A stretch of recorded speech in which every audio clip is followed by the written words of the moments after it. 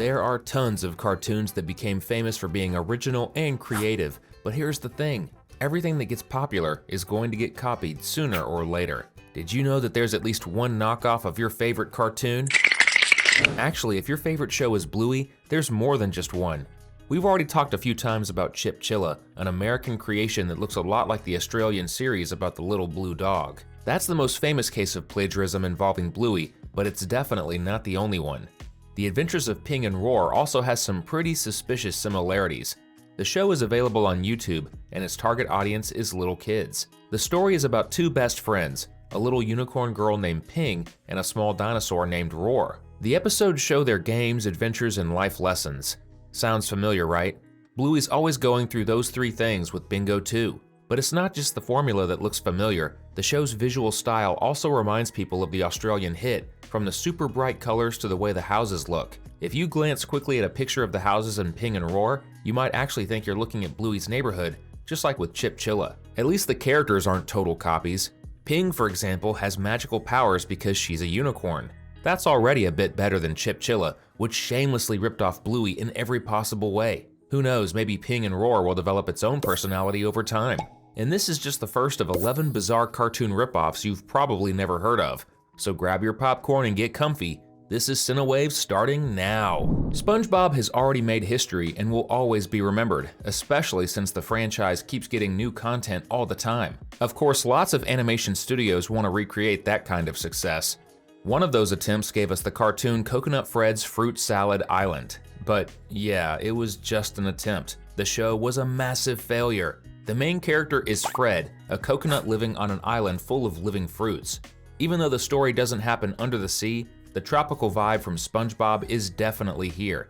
On top of that, Fred has a super energetic and kinda annoying personality, just like SquarePants. But the problem is, he doesn't have SpongeBob's sweet and kind side, just the annoying part. No kid wants to sit through a show that's just about an annoying coconut psychologically torturing his friends, so it's not surprising the series got canceled. The guy who voiced the main character, Rob Paulsen, even said, after the cancellation, that Coconut Fred was nothing but a blatant SpongeBob ripoff. If even someone involved in the project admitted that, who are we to disagree? It started when an alien device did what it did. Well, at least that's how it started for Ben Tennyson, because Raj, his Indian version, started out with a magic belt.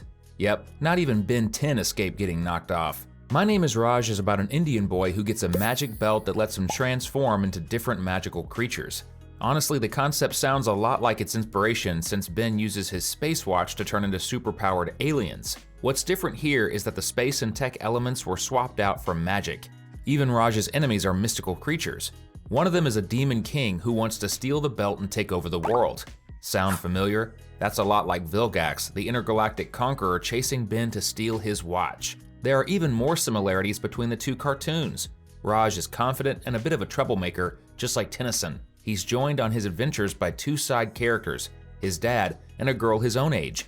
They look a lot like Grandpa Max and Gwen, especially since Raj also loves pulling pranks on the girl, just like Ben does with his cousin. Even though the similarities with the Indian series are impossible to ignore, My Name is Raj actually has its own small fan base. After all, the show does have some charm, even if it was made on a low budget. In our last video about cartoon knockoffs, we mentioned how Teenage Mutant Ninja Turtles became such a huge hit back in the 80s that tons of copycats popped up. And today, we're talking about two more ripoffs of those pizza-loving mutants, Kung Fu Dino. This cartoon revolves around four tough dinosaur men who know Kung Fu. Yep, a team of four animals practicing an Asian martial art to fight evil. Notice how that description fits both series perfectly? Luckily, there are a few fun differences. For example, instead of the main characters being hit by some random mutation, they've actually existed since prehistoric times and were thawed out in the present day. Wait, but they already knew Kung Fu before humans existed? Does that mean dinosaurs invented Kung Fu? Okay, that's a lot to process. If you think these cartoon copycats are getting out of control, drop a comment below with hashtag Kung Fu. The other Ninja Turtles knockoff we're talking about today is Samurai Pizza Cats, which actually came out just a few years after their animated series. While the Turtles hit TV screens in 1987, the Samurai Cats made their debut in 1990, just 3 years later. This animation was made in Japan, which means it's technically an anime, like Dragon Ball and Pokemon. The story takes place in a futuristic version of Tokyo mixed with elements from ancient Japan, and yep, the main characters are samurai cats who sell pizza. Yep. At this point, the inspirations are pretty obvious, right?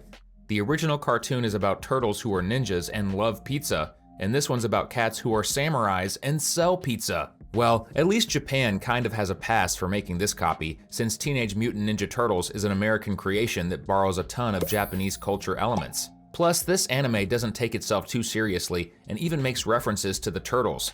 Its crazy jokes and ridiculous ideas actually helped it step out from under its inspiration's shadow. It's not just animated series that get ripped off, animated movies are frequent victims too. Honestly, it's even worse in the movie world thanks to mockbusters. Cheap knockoff films rushed out right when the real movie hits theaters just to trick confused people into watching the wrong thing. This kind of shady strategy actually seems to work, since there are studios that survive by doing only this. A Brazilian studio called Toyland Video made several of these films, and they've become an internet joke thanks to their awful animation and even worse writing. One of their biggest masterpieces is called The Little Panda Fighter, and it's a painfully obvious ripoff of Kung Fu Panda, except somehow worse than the original in every way possible. At least the storyline is slightly different. Instead of the main character wanting to become a kung fu master, he dreams of becoming a dancer. But of course, he keeps getting dragged into fights anyway. Toyland Video has already traumatized a lot of people, so it's no surprise they've made several other projects like this. Another one that became a meme thanks to its questionable quality is Ratatoing, a ripoff of Disney's classic Ratatouille. Both stories are about rats who cook, but Ratatoing has two huge differences. First, anyone who watches it will probably need therapy afterwards. And second, the movie is about a rat restaurant instead of a rat secretly hiding in a human restaurant. The funny part is that the main characters in Ratatouille break into a house to steal ingredients from humans. Could that be a meta joke? Like Toyland Video stealing people's money by tricking them into buying these movies thinking they're getting something decent? Just kidding. If you're into watching bad movies just to make fun of them, this one's perfect for you.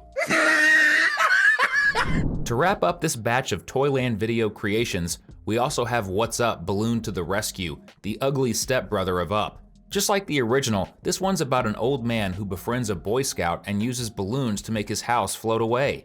Wait, I mean balloon, singular. Unlike Pixar's version, where hundreds of balloons lift the house, in What's Up, there's just one giant balloon carrying the house all the way to the sky. It's hard to say if that change was made to avoid getting sued, or if they were just too lazy to animate more balloons. But you know what's not hard? Clicking the subscribe button. So go ahead and hit it to keep getting all our videos about your favorite cartoons. Now, stepping away from Toyland Video for a bit, but still staying in the world of mockbusters, let's talk about the B-movie ripoff, Plan B. At least, the title's kind of clever. This one's actually an American animation, but the goal was the same. Trick unsuspecting people into buying it thinking they were about to watch B-movie. The story takes place mostly inside the beehive rather than out in the real world, unlike the DreamWorks movie. It's about a group of bees who have to deal with their new queen, who turns out to be a total tyrant. Since we're talking about bees, how about mentioning the knockoff of A Bug's Life? Its name is Bugs Bites. Yeah, they didn't even try to hide it. This one's about three friends helping their queen build a new anthill while trying to avoid lizards that want to cause them trouble. But let's be real, what kind of threat can lizards actually pose to these bugs? They're already so ugly that even an ant stepped on by a human would feel sorry for them. South Park is one of the most controversial cartoons ever, known for its harsh humor that roasts pretty much every person and thing that exists or has ever existed. So it's super ironic that the first animated series ever made in Kuwait, a country in the Arabian Peninsula, is a copy of it. Even more ironic because South Park was actually banned in that country. The show's called Block 13, and it's about a group of kids who look almost identical to the American cartoon's main characters, except they're Arab. The animation also joked about certain social issues, but it was made for the whole family, so there was no adult content. Basically, it's an Arab version of South Park, but rated G for everyone. If you want to keep having fun, click on one of the two videos we left for you on the screen. Thanks for watching, and see you next time!